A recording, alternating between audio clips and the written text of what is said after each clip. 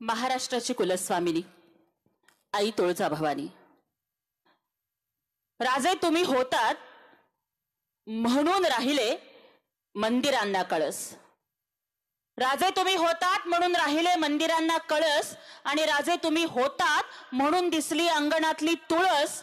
राजे तुम्ही होतात म्हणून राहिलं सवासनींचं कपाळ, आणि राजे तुम्ही होतात म्हणून उगवली स्वराज्याची सकाळ. हिंदवी स्वराज्य संस्थापक, बहुजन प्रतिपालक छत्रपती शिवाजी महाराज, त्यांना घडवणाऱ्या राजमाता राष्ट्रमाता जिजाऊ माँसाहेब, स्वराज्य संरक्षक धर्मवीर छत्रपती संभाजी महाराज. एक तरफ भीम तो खिलाफ सारी दुनिया थी, एक तरफ भीम तो खिलाफ सारी दुनिया थी, जात धर्म के नाम पर चलने वाली यह गद्दारी थी, लेकिन दुश्मन भीम जी का कुछ ना बिगाड़ सके, क्योंकि कलम बाबा साहब की तलवार से भी भारी थी. भारतीय राज्यघटनेचे शिल्पकार, विश्वभूषण, महामानव, भारतरत्न डॉक्टर बाबासाहेब आंबेडकर, माता भीमाई, माता रमाई, लोकशाहीर अण्णाभाऊ साठे, क्रांतिबा ज्योतिबा फुले, क्रांतिज्योती सावित्रीमाई फुले, सर्व महामानवांना, सर्व महामातांना विनम्र अभिवादन करते. या ठिकाणी उपस्थित असणारे लोकप्रिय खासदार, आपल्या भागातील विकासाचे शिल्पकार, ज्यांना महासंसद रत्न पुरस्काराने सन्मानित केलं, ते आपला अभिमान, स्वाभिमान माननीय श्रीरंग अप्पा बारणे साहेब. या भागाचे विकास सम्राट आमदार, लाडके आमदार माननीय महेंद्रजी थोरवे साहेब. संपर्क प्रमुख आमच्या मार्गदर्शिका आदरणीय शिल्पाताई देशमुख, जिल्हा संपर्क प्रमुख आदरणीय विजूभाऊ पाटील साहेब, जिल्हा प्रमुख आदरणीय माझे बंधू संतोषदादा भोईर साहेब, उपजिल्हा प्रमुख भाई गायकर साहेब, सर्व तालुका प्रमुख आणि तालुक्यातील सर्व पुरुष आणि महिला पदाधिकारी, सर्वांना मानाचा जय महाराष्ट्र. आणि सर्वप्रथम एक या ठिकाणी सांगू इच्छिते की मी महिला आघाडीची प्रमुख नाहीये, मी फक्त एक प्रवक्ता आहे. परंतु मला वाटतं की कोणत्याही पदापेक्षा शिवसेनेमध्ये शिवसैनिक हे सगळ्यात मोठं पद असतं, आणि त्या पदाला आपण जागत राहून आपण सर्व स्वाभिमानी शिवसैनिक या ठिकाणी एकत्र आलात, याचा मला खूप अभिमान वाटतोय. सर्वात आधी मला आदरणीय श्रीरंगप्पा बारणेंचं मनापासून अभिनंदन करायचंय, कारण अगदी पिंपरी चिंचवड भाग असेल किंवा पुण्यातला भाग असेल, कर्जतचा भाग असेल, नेरळचा भाग असेल, आणि त्यातल्या त्यात सगळ्यात आधी बोलायच्या आधी या नेरळच्या पवित्र भूमीला अभिवादन करायचंय, कारण ही भूमी ही स्वातंत्र्य सैनिक भाई कोतवालांची भूमी आहे, आणि याच भूमीमधून त्यांनी ब्रिटिशांच्या विरोधात यलगार केला होता. त्यामुळे या क्रांतीभूमीला वंदन करते. आदरणीय अप्पांच्या बाबतीत सगळे लोक आम्हाला नेहमी हेच सांगतात की विकास कामांच्या साठी जे देत नाहीत कधीच कुठली कारणे, विकास कामांच्या साठी जे देत नाहीत कधीच कुठली कारणे, ते आहेत आपले खासदार श्रीरंग अप्पा बारणे. मी लोकांना विचारलं की बाबा तुम्ही खासदार साहेबांना अप्पा का म्हणता? इतर ठिकाणी साहेब म्हणतात, काय म्हणतात, तुम्ही अप्पा काय म्हणता? तर त्यावेळेला मला मतदारसंघातल्या लोकांनी सांगितलं की ताई त्याचं कसं आहे की अप्पांच्याकडे गेलं ना तर अ पासून आई होते आणि प पासून पप्पा होतात. आम्हाला अप्पांच्याकडनं आईचं प्रेम पण मिळतं आणि पप्पांचा धाक दरारा पण मिळतो. दोन्ही गोष्टी त्यांच्या व्यक्तिमत्वात आहेत, म्हणून आम्ही त्यांना अप्पा म्हणतो असं मला कार्यकर्ते सांगतात.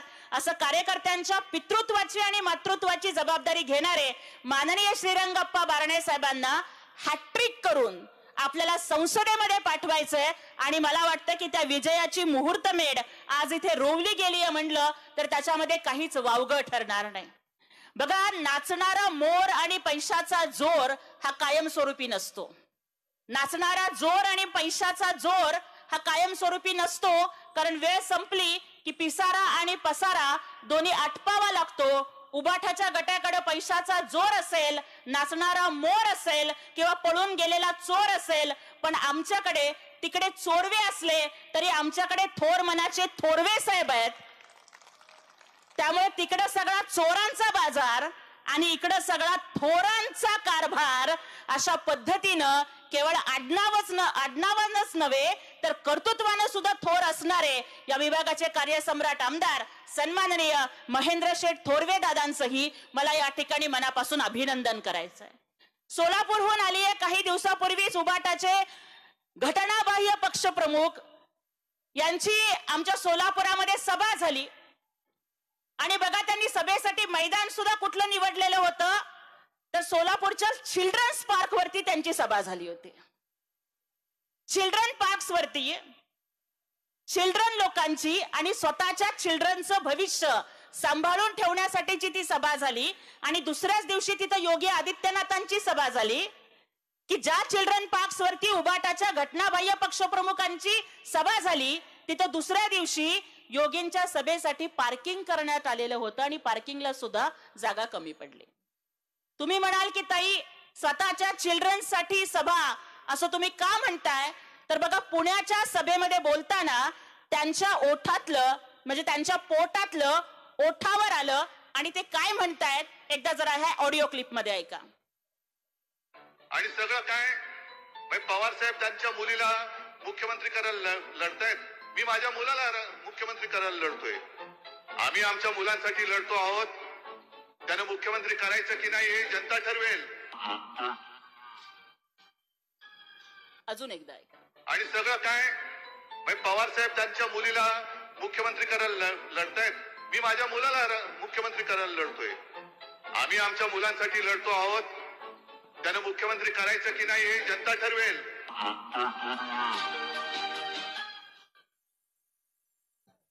उबाठाच्या घटनाबाह्य पक्षप्रमुखांनी पुण्याच्या सभेमध्ये कबुली दिली आहे की एकीकडं पवार साहेब त्यांच्या मुलीला मुख्यमंत्री करण्यासाठी लढतायत, दुसरीकडे ते स्वतः आदू बाळाला पेंग्विन राजकुमाराला मुख्यमंत्री करण्यासाठी लढतायत.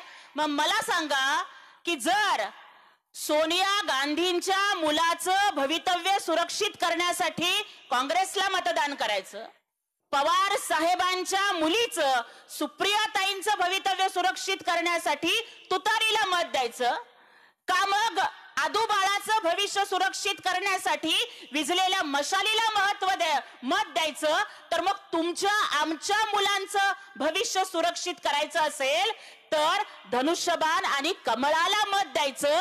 कारण ही सगळी माणसं ही स्वतःच्या मुलांच्या भवितव्याचं रक्षण करण्यासाठी लढतायत. तुमच्या मुलाबाळांच्या भवितव्याचा विचार फक्त मोदी साहेब, एकनाथजी शिंदे साहेब, देवेंद्रजी फडणवीस आणि अजितदादा करतायत आणि यासाठीच आपल्याला शिवसेना, भाजपा, राष्ट्रवादी या महायुतीच्या पाठीमागे उभे राहायचंय. खरं तर आजचा दिवस एक वाईट बातमी घेऊन उजाडला की सकाळी शिवसेनेच्या अंधारलेल्या प्रवक्त्या अक्कांचं हेलिकॉप्टर उडण्याआधीच कोसळलं. त्यांना 100 वर्ष आयुष्य लाभावं अशी मी परमेश्वराकडे आणि कुलस्वामिनी तुळजाभवानीकडे प्रार्थना करते. टेक ऑफ व्हायच्या आधीच खरं तर लँडिंग होतानाच विमान कोसळलं. पण बघा नियतीचा खेळ कसा असतो की हनुमान उडत लंकेला कसा गेला ह्या विचारणाऱ्या अक्कांचं विमान उडण्याआधीच क्रॅश झालं. ही देवाची लाठी असते. महाड ही साधी सुधी भूमी नाहीये, ही कर्जतची नेरळची भूमी रायगड जिल्ह्यात येते. महाड रायगडच्या जिल्ह्यात येतं आणि त्याच रायगडच्या भूमीवरती 350 वर्षाची गुलामी संपवून छत्रपती शिवरायांचा राज्याभिषेक रायगडला झाला आणि त्याच महाडमध्ये भारतरत्न डॉक्टर बाबासाहेब आंबेडकरांनी 14 तळ्याचा सत्याग्रह केला आणि त्या भूमीवरती जर उबाटाचं हेलिकॉप्टर टेक ऑफ होण्याच्या आधी क्रॅश होतंय तर हा इशारा आहे की आता तरी अंधारलेली विचारसरणी बदला, अन्यथा उबाटाचं हेलिकॉप्टर क्रॅश झाल्याशिवाय राहणार नाही. त्यामुळे त्यांनी आता तरी हिंदुत्वाचा मार्ग स्वीकारावा हे मला त्यांना या ठिकाणी सांगायचंय. खऱ्या अर्थानं मला सांगा की आज आपल्या या तालुक्यामध्ये सन्माननीय आमदार थोरवे साहेबांच्या माध्यमातून 800 ते 1000 कोटींचा विकास निधी येतोय. माननीय बारणे अप्पांच्या माध्यमातून संसदेतली त्यांची कामगिरी बघून त्यांना संसद रत्न पुरस्कारानं सन्मानित केलं जातंय आणि दुसऱ्या बाजूला ते जे कोण समोर उभारलेले आहेत, मला सांगा की हे लोक जर निष्ठेची भाषा करत असतील तर आज मला उबाटाच्या घटनाबाह्य पक्षप्रमुखांना विचारायचं आहे की जो माणूस लोकसभेच्या फक्त महिनाभर आधी तुमच्या पक्षात येतो, जो लोकसभेच्या महिनाभर आधी फक्त तिकिटासाठी आपल्या पक्षातून भागून पळ काढून तुमच्या पक्षात येतो, तुम्ही जर त्याला तिकीट देत असाल तर कुठल्या तोंडाने गद्दारीची भाषा करताय, कुठल्या तोंडाने तुम्ही आम्हाला निष्ठा शिकवताय? अरे जर निष्ठेची भाषा करायची असेल तर त्या वाघेरेला तिकीट देण्यापेक्षा एखाद्या सर्वसामान्य शिवसैनिकाला तिकीट द्यायचं होतं आणि मग तुम्ही आम्हाला निष्ठेची भाषा शिकवा. त्यामुळे ते जे कोणी वाघेरे आहेत ना, वाघेरे त्यांचं नाव आता वाघेरे नाही, भागेरे करायला पाहिजे. कारण तिकिटाच्यासाठी ते भागून दुसरीकडे गेलेले आहेत. त्यामुळे जर निष्ठा शिकायची असेल ना, तर स्वतःचा जीव गेला तरी चालेल, पण हिंदुत्वाचं बलिदान करणार नाही हे ठरवणाऱ्या एकनाथजी शिंदे साहेबांच्याकडून निष्ठा शिकली पाहिजे. निष्ठा शिकायचीच असेल तर सगळीकडे टीकेचा गदारोळ माजलेला असताना सुद्धा धर्मवीर आनंद दिघेंच्या, धर्मवीरांच्या, कर्मवीराच्या पाठीमाग खंबीरपणाने उभ्या राहणाऱ्या आमच्या श्रीरंगप्पा बारणेंच्याकडनं निष्ठा शिकली पाहिजे. आणि इथल्या गोर गरीब मतदारांच्या डोळ्यातले अश्रू पुसणाऱ्या आमच्या महेंद्र शेठ थोरवे दादांच्याकडनं निष्ठा शिकली पाहिजे. त्यामुळे 10 पक्ष बदलून, 10 ठिकाणचं कुंकू, 3 ठिकाणची टिकली बदलून जे आम्हालाच येऊन निष्ठा शिकवतात, त्या भागेरेंना आता जागा दाखवायची वेळ आलेली आहे. आणि सुज्ञ मतदार आपल्या मतदानातून ते दाखवतील याच्यामध्ये मला काहीच शंका वाटत नाहीये. खरं तर माझ्या काही मुस्लिम भगिनी या ठिकाणी आहेत, मला खूप आनंद वाटला. आणि मला या ठिकाणी आवर्जून एक सांगायचंय. कोल्हापूरला शासन आपल्या दारीसाठी मी गेले होते. तिथे मी बसले होते. कोल्हापूरमध्ये काही दिवसांपूर्वीच म्हणजे त्या कार्यक्रमाच्या आधी एक संवेदनशील परिस्थिती निर्माण झालेली होती. थोडंसं तणावाचं वातावरण होतं. आणि त्या परिस्थितीत मुख्यमंत्र्यांची सभा आणि एक पूर्ण बुरख्यामधली 23-24 वर्षाची एक भगिनी हातात छोटस 1.5-2 महिन्याचं बाळ घेऊन स्टेजवर आली. येऊन माझ्या शेजारी बसली. मी विचारलं की ताई का आलाय. तिने सांगितलं कि दीदी ये मेरी बच्ची है, जब ये 15-20 दिन की थी ना तब इसने दूध पीना बंद कर दिया. पहला बच्चा था और पहली बार मां बनना, इससे बड़ा सुकून तो जन्नत में भी नहीं मिलता. ये बच्ची ने जब दूध पीना बंद कर दिया ना तो मेरे अंदर की औरत, मेरे अंदर की मां रोने लगी. लेकिन बहुत गरीबी थी. डॉक्टर के पास गई तो डॉक्टर ने लाख रुपए का खर्चा बोला. मेरा पति तो बहुत गरीब है, मेहनत मजदूरी करके हम अपना पेट भरते हैं. और तब मुझे लगा कि शायद मेरी पहली औलाद मेरी गोद में ये दम तोड़ देगी कि आखिरी सांस से पहले मैं मेरी बच्ची को दूध भी पिला ना पाऊंगी. क्या मेरी अंदर की मां बेसहारा होकर, असहाय होकर पैसे की वजह से क्या मैं मेरे बच्ची को जीते जी तड़प कर मरते हुई देखूंगी. लेकिन तभी मुझे मुख्यमंत्री वैद्यकीय सहायता कक्ष का पता चला और वहां से मुझे मदद मिली. पूरा जितना भी खर्चा हुआ मुख्यमंत्री वैद्यकीय सहायता कक्ष की तरफ से हुआ. आज मेरी बेटी जिंदा है तो सिर्फ सीएम साहब की दुआ है, इसलिए आज मेरी बेटी जिंदा है. और क्योंकि बच्ची पर मुख्यमंत्री साहब की दुआ है तो मैं मेरी बेटी का नाम दुआ रखूंगी. आणि त्यांनी मुख्यमंत्र्यांना देण्यासाठी आभाराचं पत्र आणलेलं होतं. मुख्यमंत्र्यांना ते पत्र दिलं. आता दुआ 1.5 वर्षाची झाली आहे. परवाच त्या दुवानी मुख्यमंत्र्यांच्या सोबत तिचा पहिला वाढदिवस साजरा केला. मुख्यमंत्री साहेबांनी केक कापला. दुआ आज सेलिब्रिटी झाली आहे. जिथं कुठे ती जाते ना ते छोटं बाळ आता 1-1.5 वर्षाचं झालंय, लोक तिच्यासोबत फोटो काढतात. मग मला सांगा, हिंदुत्व याचा अर्थ दुसऱ्या धर्माचा द्वेष करणं नाही. आम्ही कसाबच्या विरोधात आहोत, कलामांच्या सोबत आहोत. अब्दुल कलामांना राष्ट्रपती सुद्धा शिवसेना भाजपनी बनवलेलं होतं. आणि त्यामुळे आमचे मुख्यमंत्री सांगतात की दर्द का कोई धर्म नहीं होता, दर्द का कोई धर्म नहीं होता और मरहम का कोई मजहब नहीं होता. आमचे मुख्यमंत्री सांगतात की उसको गीता में भगवान न मिला. अरे उसको गीता में भगवान न मिला, उसको कुरान में ईमान न मिला, उस इंसान को आसमान में खुदा क्या मिलेगा जिसको इंसान में इंसान न मिला. अशा पद्धतीचं जगणं हे माझे नेते मुख्यमंत्री एकनाथजी शिंदे साहेबांचं आहे. त्यामुळे समोर एखादा गरजू आला तर ते त्याची जात बघत नाहीत, त्याचा धर्म बघत नाहीत, त्याचं दुःख बघतात. आणि दुःखाला कुठला धर्म नसतो. आणि म्हणून एकनाथजी शिंदे साहेब हे फक्त गणेशलाच मदत करत नाहीत तर शॉकमुळे दोन्ही हात गेलेल्या गुलाम गौसला सुद्धा मदत करतात.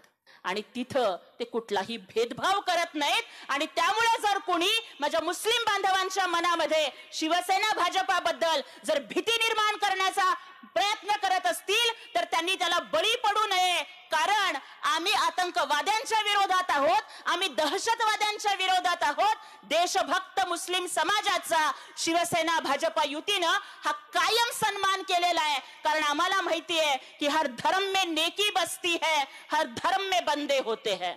हर धर्म में नेकी बसती है, हर धर्म में बंदे होते हैं. सच बात तो हमसे पूछो यारो, बस कुछ लोग ही गंदे होते हैं. आणि हे जे गंदे लोक आहेत ना, त्यांच्या विरोधात आमची लढाई आहे. शिवसेना भाजपा युतीच्या विरोधात आणखीन एक प्रचार केला जातोय की ते म्हणजे 400 पार जर जागा मिळाल्या तर देशाचं संविधान बदलणार.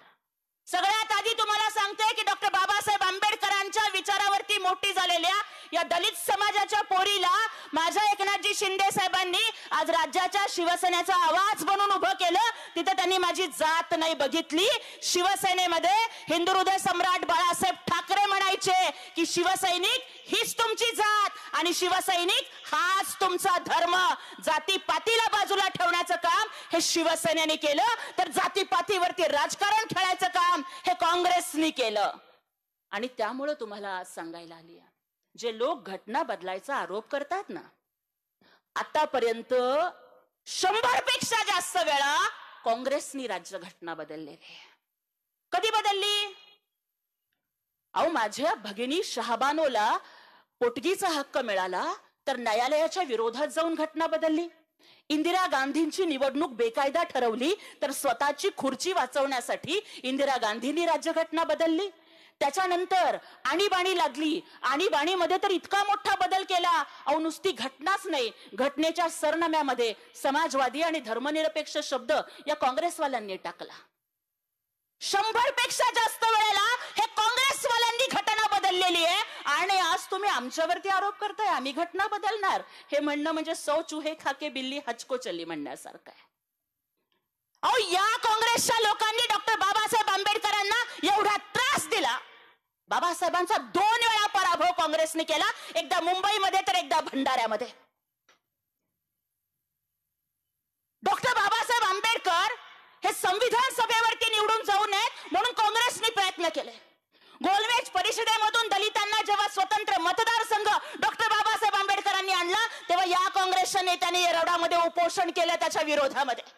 डॉक्टर बाबासाहेब आंबेडकरांना त्यांच्या मनासारखी राज्यघटना लिहिता येऊ नये म्हणून या काँग्रेसच्या लोकांनी त्रास दिला. आणि माझ्या या भगिनींना हक्क मिळावेत म्हणून कष्ट घेऊन बाबासाहेबांनी हिंदू कोड बिल मांडलं. तर हिंदू कोड बिल मंजूर होऊ नये म्हणून नेहरू सरकारने त्यांना त्रास दिला. आणि मग बाबासाहेब म्हणाले की अरे, जर मी माझ्या ओबीसी बांधवांना आरक्षण देऊ शकत नसू, कायदेमंत्रीपद बाबांनी 2 गोष्टीवर स्वीकारलं होतं. एक की ओबीसी समाजाला आरक्षण मिळालं पाहिजे, मराठा समाजाला आरक्षण मिळालं पाहिजे आणि बहिणींच्यासाठी हिंदू कोड बिल लागू झालं पाहिजे. आणि जेव्हा नेहरू सरकार म्हणलं की या 2 गोष्टींच्या बाबतीत मी तुम्हाला समर्थन देत नाही, माझ्या बाबासाहेबांनी कायदेमंत्री पदाच्या खुर्चीवर लाथ मारली. मग मला सांगा की माझ्या बाबासाहेबांना आंबेडकरांना कायदेमंत्री पदाचा राजीनामा कुणामुळे द्यावा लागला?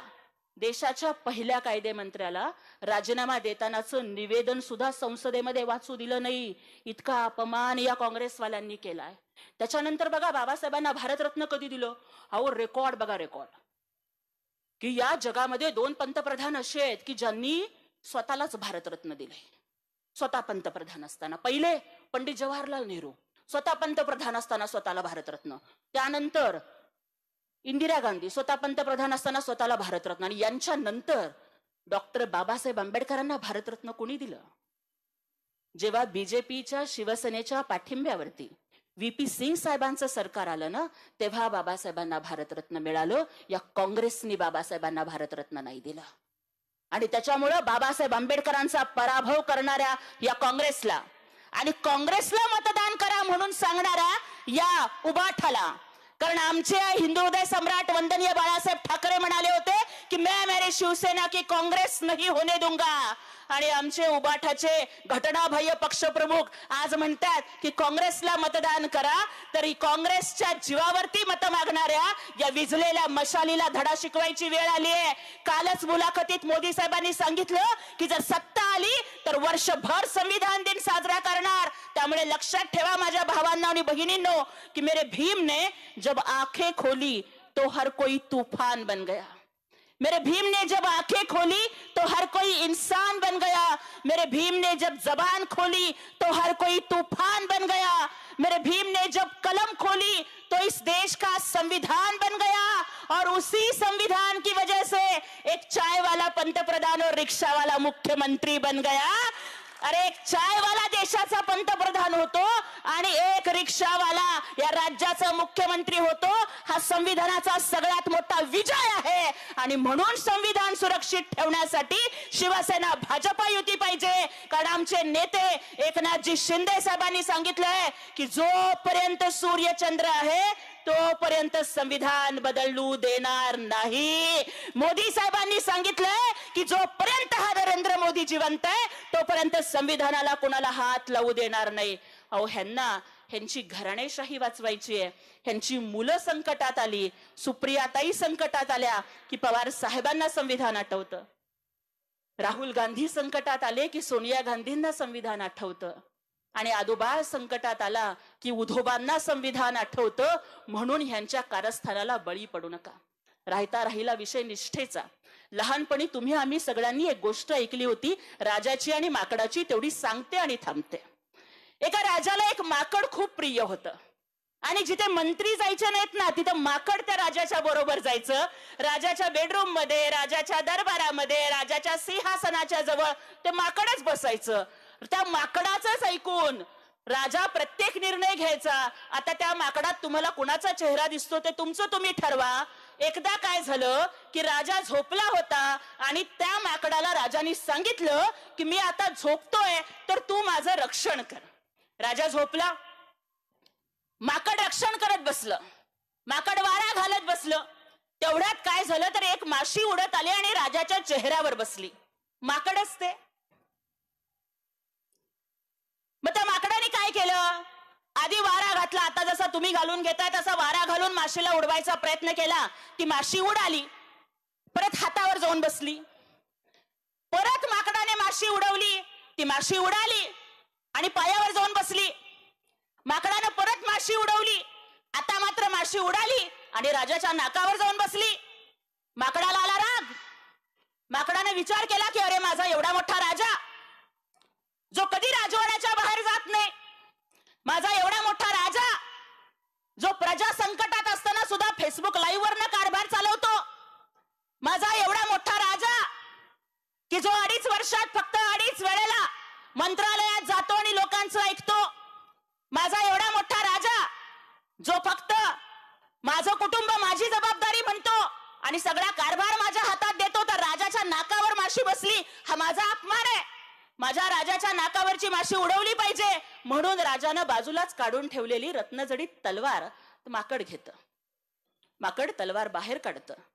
राजाच्या नाकावरची माशी उडवायची आहे आणि तलवार घेऊन ते माकड राजाच्या नाकावरती वार करतं. माकड टाळ्या वाजवू लागतं कारण माशी उडून गेलेली असते. पण माशी उडवण्याच्या नादात त्या माकडानं राजाचं नाक कापलेलं असतं. त्याच्या हाती दिला कारभार, तरी सुद्धा त्याच माकडाच्या सल्ल्यानं कारभार चालवतोय.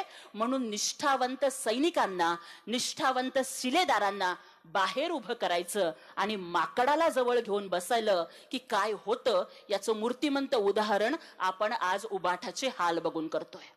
आणि त्यामुळे बघा कुणाच्या सोबत आहेत आज हे लोक. मला सांगा, हा भगवा रंग. अहो आज ज्या सोलापुरातनं मी आले तिथले काँग्रेसचे नेते सुशील कुमार शिंदे म्हणाले होते हिंदू दहशतवाद, भगवा दहशतवाद. जो भगवा गडकिल्ल्यांच्या वरती फडकतो, जो भगवा छत्रपती शिवाजी महाराजांचा, जो भगवा माझ्या वारकऱ्यांचा, जो भगवा माझ्या बाळासाहेबांचा, त्या भगव्याला दहशतवादाशी जोडण्याचं पाप या काँग्रेसच्या लोकांनी केलं. आणि आज उद्धव साहेब त्या काँग्रेसच्या मांडीला मांडी लावून बसतात. हिंदू हृदय सम्राट बाळासाहेब ठाकरे म्हणाले होते की मला एक दिवस सत्ता मिळाली तर 2 गोष्टी करेन, राम मंदिर बांधेन आणि 370 कलम हटवेन. आणि काँग्रेसवाल्यांनी सुप्रीम कोर्टात ऍफिडेव्हिट दिलं की प्रभू श्रीराम अस्तित्वातच नाहीयेत, ते काल्पनिक आहेत. आणि आज आमचे उद्धव साहेब हे त्यांच्या मांडीला मांडी लावून बसतायत. अरे या औरंग्याला बाप म्हणणारी औलाद. मला सांगा, माझ्या स्वराज्याचे धाकले धनी छत्रपती धर्मवीर स्वराज्य संरक्षक संभाजी महाराजांचा 40 दिवस हाल हाल करून मारणारा औरंग्या हा ज्यांचा बाप आहे, त्या औरंग्याला जे रहमतुल्ला आलमगीर औरंगजेब म्हणतात, ते अबू आझमीचा फोटो हा मुंबईच्या उबाठाच्या प्रचारावरती आहे. या लोकांना तुम्ही मतदान करणार आहात का? त्यामुळे मला एवढीच विनंती करायची आहे की हिंदुहृदय सम्राट बाळासाहेब ठाकरेंचे विचार जर जिवंत ठेवायचे असतील तर आपल्याला शिवसेना भाजपा युतीला जिंकून दिलं पाहिजे. कारण ही निवडणूक देशाची आहे आणि देश मोदी साहेबांच्या हातामध्ये सुरक्षित आहे. त्यामुळे तुम्हाला एवढंच आवाहन करते की आपण येणाऱ्या 7 तारखेला महायुतीचे अधिकृत उमेदवार, आपणा सर्वांचे लाडके नेते, आणि योगायोग बघा की आपल्या महायुतीमध्ये 3 पक्ष आहेत, आपले 3 मुख्य नेते आहेत. हिंदू धर्मामध्ये त्रिदेव असतात, ब्रह्मा विष्णू महेश. महाविकास आघाडीमध्ये 3 नेते आहेत, एकनाथ शिंदे साहेब, देवेंद्र दादा आणि अजित दादा. आणि नरेंद्रजी मोदी साहेबांची सुद्धा 3री टर्म आहे आणि आमच्या श्रीरंगप्पा बारणेंची सुद्धा ही 3री टर्म असणार आहे हॅट्रिकची. त्यामुळे जेव्हा देशाच्या संसदेत नरेंद्र मोदी साहेब पंतप्रधान बनतील त्यावेळेला उंचावलेल्या 400 हातांमध्ये या मावळच्या पवित्र भूमींचा स्वाभिमानी हात आप्पांच्या रूपाने उंचावलेला असावा. यासाठी धनुष्यबाणाच्या चिन्हासमोरचं बटन दाबून आपण त्यांना प्रचंड बहुमताने विजयी करावं, एवढंच आवाहन या ठिकाणी करते आणि थांबते. जय हिंद, जय महाराष्ट्र, जय शिवराय, जय भीम.